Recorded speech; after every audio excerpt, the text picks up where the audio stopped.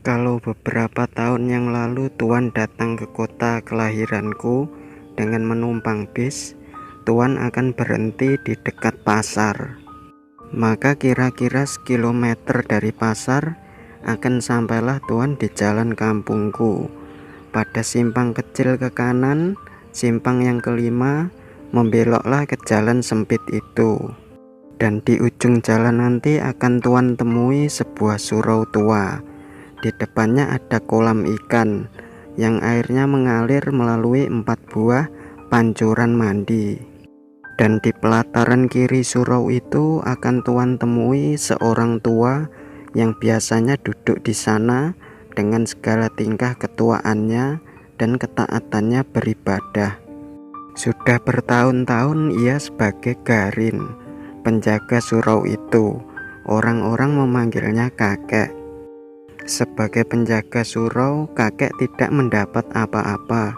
Ia hidup dari sedekah yang dipungutnya sekali sejumat. Sekali 6 bulan ia mendapat 1/4 dari hasil pemungutan ikan mas dari kolam itu. Dan sekali setahun orang-orang mengantarkan fitrah id kepadanya. Tapi sebagai garin ia tak begitu dikenal. Ia lebih dikenal sebagai pengasah pisau, karena ia begitu mahir dengan pekerjaannya itu. Orang-orang suka minta tolong kepadanya, sedang ia tak pernah minta imbalan apa-apa. Orang-orang perempuan yang minta tolong mengasahkan pisau atau gunting, memberinya sambal sebagai imbalan. Orang laki-laki yang minta tolong memberinya imbalan rokok, kadang-kadang uang. Tapi yang paling sering diterimanya ialah ucapan terima kasih dan sedikit senyum. Tapi kakek ini sudah tidak ada lagi sekarang. Ia sudah meninggal dan tinggallah surau itu tanpa penjaganya. Hingga anak-anak menggunakannya sebagai tempat bermain, memainkan segala apa yang disukai mereka.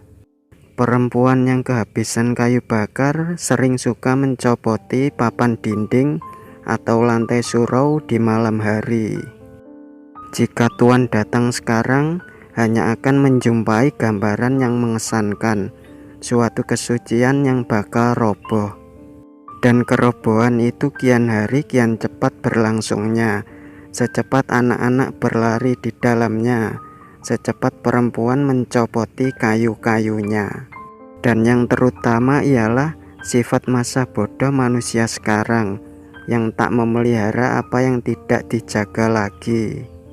Dan biang keladi dari kerobohan ini ialah sebuah dongengan yang tak dapat disangkal kebenarannya.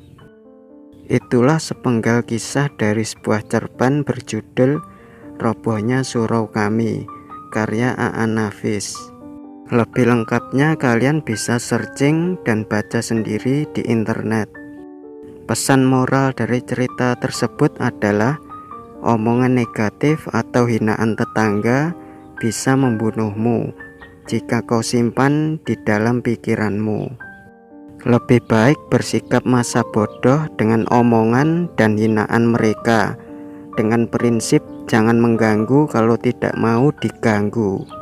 Karena kita makan pun tidak minta pada mereka, jadi jalani saja hidup ini dengan penuh rasa syukur.